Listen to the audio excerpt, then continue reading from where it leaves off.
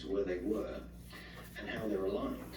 It really blew my mind, because this knowledge was going on potentially 40,000 years ago, right up until the time of Göbekli Tepe, and then now we're finding it there. Very similar ideas, very similar principles. So you see that there's a legacy of knowledge going back into the Paleolithic Europe era, but also there were much older cultures in different areas coming down from the Russian steppes, coming up from the Levant, even in Egypt, the Natufians and other such peoples who had different types of tools, like the Natufians, for instance.